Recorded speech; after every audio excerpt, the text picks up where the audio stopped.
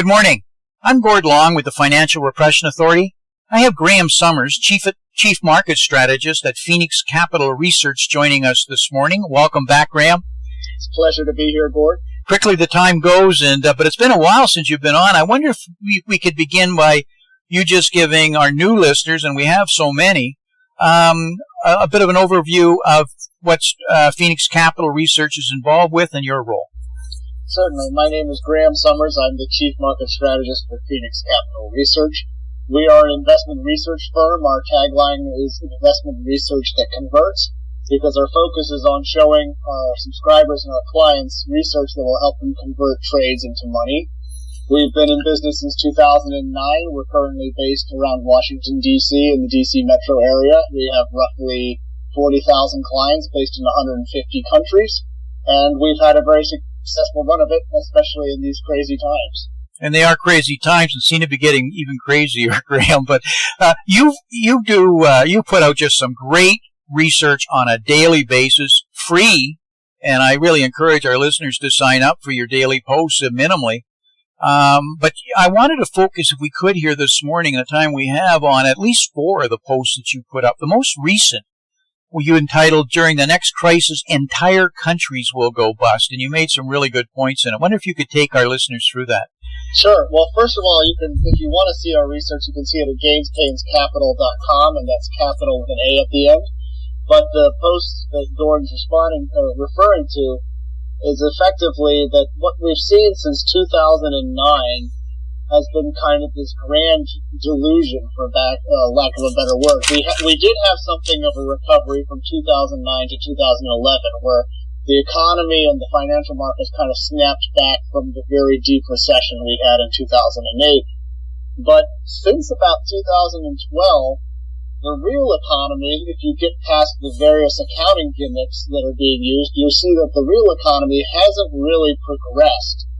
And what you've actually seen is instead a financialization of the economy, in the sense that asset markets have ballooned, but real economic activity has stagnated. And throughout this time, you've had central banks engaging in massive monetary programs, which have effectively been a transference of private debt onto the public sector's balance sheet. And what this has really done, if you step back from a very simplistic worldview, you could effectively say that the very policies that bankrupted Wall Street and resulted in the 2008 crisis, those policies have now been shifted onto the public sector's balance sheet. And as a result of this, not only are most countries sporting far worse fundamentals from a debt to GDP perspective, but when the next crisis hits, we really are going to see a severe cycle of defaults begin that will eventually be sovereign. Technically, you could argue that the sovereign default cycle began in 2010 with the Greek debt crisis and some of the crises we've seen in Europe, but really the real fireworks have yet to hit. And so that, for us, is our primary focus, is how do we position people to prepare for what's going to be a far greater crisis than the one we saw in 2008. And our view is that if you want to use 2008 as a proxy, we're currently somewhere in the late 2007, early 2008 stage of the cycle. One of the things you mentioned in the report, Graham, is the degree of leverage compared to Lehman Brothers we're now seeing in a number of the central banks, and also the size of the derivatives games that are being played. Right. Well, the issue there is that, the thing we're facing in a lot of ways is what happens when philosophical rubber hits the road of reality. So everything post-2009 has effectively been academic central bankers implementing what their economic models suggest would work, but what works in an Excel spreadsheet doesn't work in reality a lot of the time. So in terms of these actual bubbles and these things that central banks have created, if you want to simply refer to leverage levels, Lehman Brothers was leveraged at 30 to 1 when it went bankrupt. And you now have the Fed leveraged at something like over 70 to 1. The European Central Bank is leveraged at nearly 30 to 1.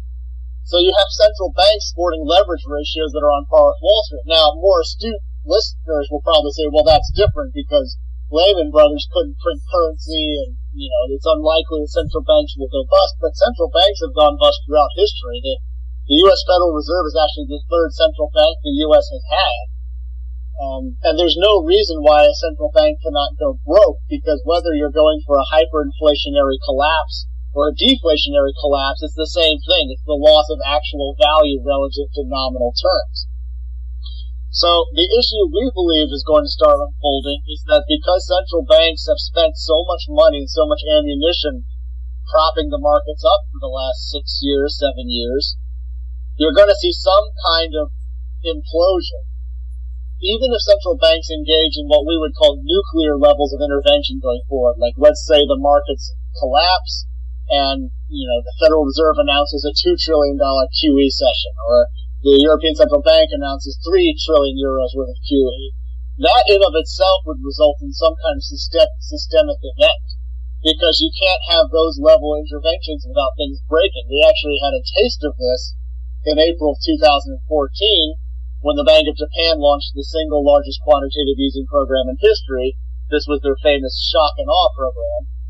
And I think actually I may have been April 2013, my apologies. But regardless, they announced a program equal to almost 25% of Japan's GDP.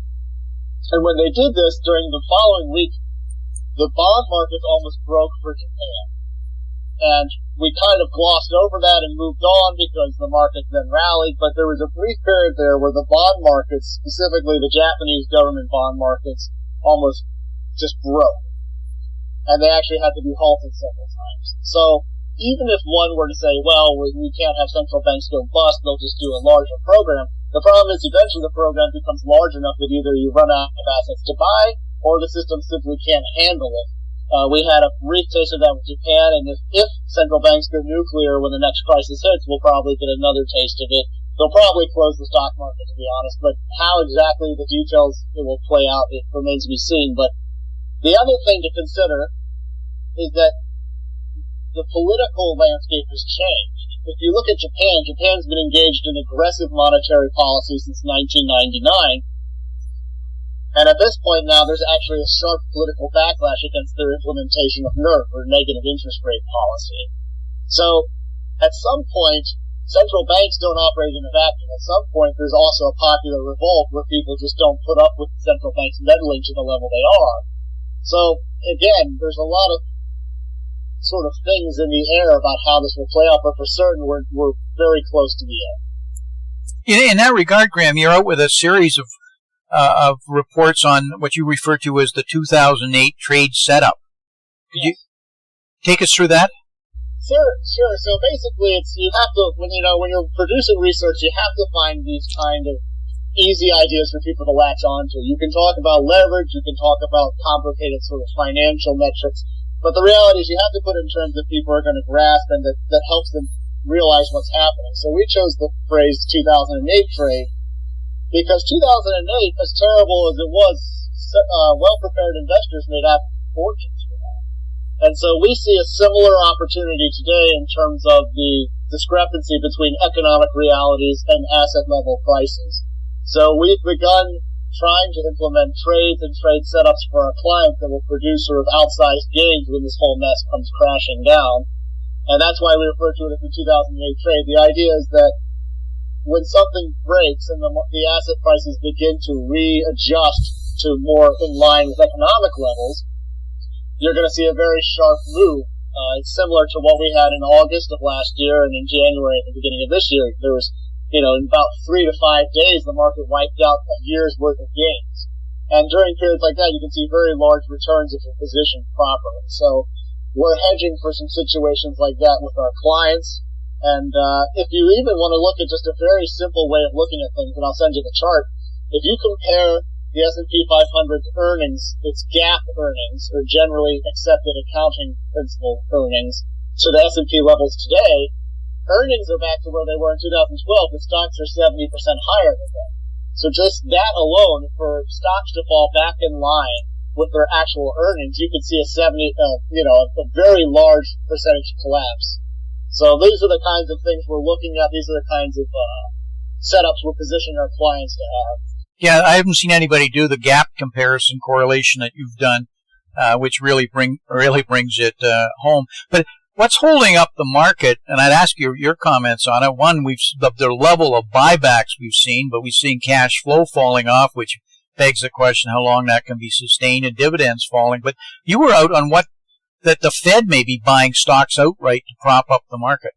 Well, it's, you can't prove these things because we don't have access to the actual trade records. Well, we do know that Japan Bank of Japan owns 60% of the ETFs that are being sold on the Nikkei.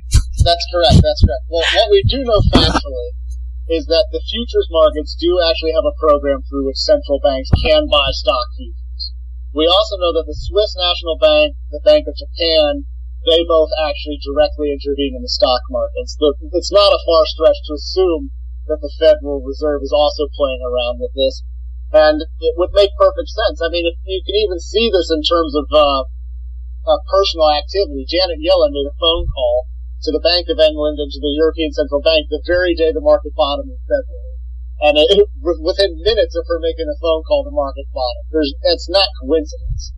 So we believe that, yes, the Federal Reserve, or at least some central banks, it's hard, you can't name the Fed specifically unless you have the actual evidence, but it seems a fairly safe assumption to make. We know that they're intervening in the markets on a regular basis. Somebody is trying to hold the markets up. Whenever the markets begin to break down in a very aggressive fashion and they hit a key inflection point or a key technical level, so for some reason, quote-unquote, buyers move in very aggressively and start buying the heck out of the market. Real buyers don't do that. Anybody who's been around the financial markets knows when an institution or a large financial group puts in an order to buy stocks, they don't just buy $1 billion worth of stocks within 5 minutes. They put in these orders over the span of several days and weeks, buying in blocks, so that they don't actually adjust the price because they don't want to lose the value. So this is clear intervention going on. We had it for the last 2 to 3 weeks. We've had very obvious manipulation where somebody wants stocks to hit 2,100 on the S&P 500. So we have that going on. We also have some corporate buybacks driving the markets higher. But as Gord just mentioned a minute ago, cash flows are falling and buybacks are going to they'll be halting. But if you look at who actual real investors, financial institutions have been selling stocks for almost 19 weeks straight now. There's only 1 week in the last 19 weeks that they were buying on a net level. Retail investors or mom and pop people like us, they've been selling for months. And in fact, they've been pulling money out of stock-based mutual funds and records.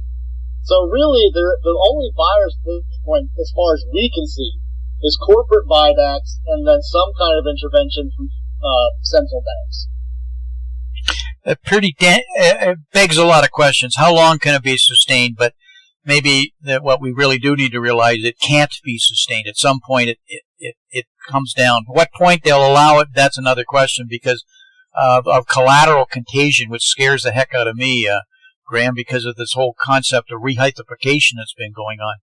It's very hard to find these actual specific turning points. The reason is from a cultural and psychological perspective. Investors, specifically short sellers, have been crushed so many times by central bank intervention that they're loath to really put a lot of money into the markets and really go hard short. If you look at the investment legends, guys like Soros, Druckenmiller, Carl Icahn, they're all shorting the heck out of the markets right now. But those guys have a level of capital and discipline that most investors don't. They can be short and they can sit on the position and be losing money and suffer the pain knowing they'll see exponential returns down the road. You know, your average investor, when a market turns against them and they're short, it's very hard for them to sit on that position. So if you actually look at investment fund managers, so many of them are just, first of all, most of the bears have been completely just wiped out. Their funds have closed, or investors have pulled enough money out of their funds that they don't really have large positions anymore. And secondarily, those who want to go short, or those who are nervous, are afraid to do so because they believe they'll get crushed by a central bank intervention again. So the specific tipping point, it's impossible to predict, because at this point you're asking, at what point does the actual selling begin? And knowing that is very, it's like trying to guess when a herd of cattle is suddenly going to change directions while they're moving in a certain way. It's impossible to do, but what you can do is look at the warning signs, look at selling pressure, It looks as though we're near a tipping point, but the specifics of when it will happen, I don't know. Well, in closing here, Graham, what are you recommending as terms of strategies to clients? The things that interest us right now are U.S. Treasuries, the dollar, and gold. U.S. Treasuries have recently had, their Treasury yields, I should say, have had a significant breakdown. If you look globally, we now have $10 trillion worth of bonds that now have negative yields. Treasuries still remain positive. And from a financial and economic perspective, the U.S. is on at least as sound a footing as Europe and Japan. So that begs the question, why aren't treasuries rallying if we push their yields lower? We think we're going to see a move in treasuries very soon that's going to see the yields falling to potentially all-time lows. Well, in the last week, they've been just in free fall in terms of yield. Of course, a lot of that's to do with Brexit, I suspect. That's exactly right. But we think in general that the bond, you'll see treasuries probably rallying hard and yields falling just based on the landscape globally in terms of risk perspective. Beyond that, we're interested in the U.S. dollar. We have a big question mark in our head about whether the dollar is about to begin another leg up in a bull market or if it's just going to continue to consolidate. Something happened in the last 4 months where the dollar really sold off aggressively. Our theory is that the Fed arranged itself in a way it formed what they call the Shanghai Accord, which is we're going to devalue the dollar in order to prop the markets up. Again, that's very hard to prove, but for certain the dollar's been consolidating. Basically, since QE3 ended, stocks and the dollar have been in kind of a trading range. Our view is that the dollar's probably going to be moving sharply higher during another wave of deflation in the coming months. And then the other thing we're looking at is gold.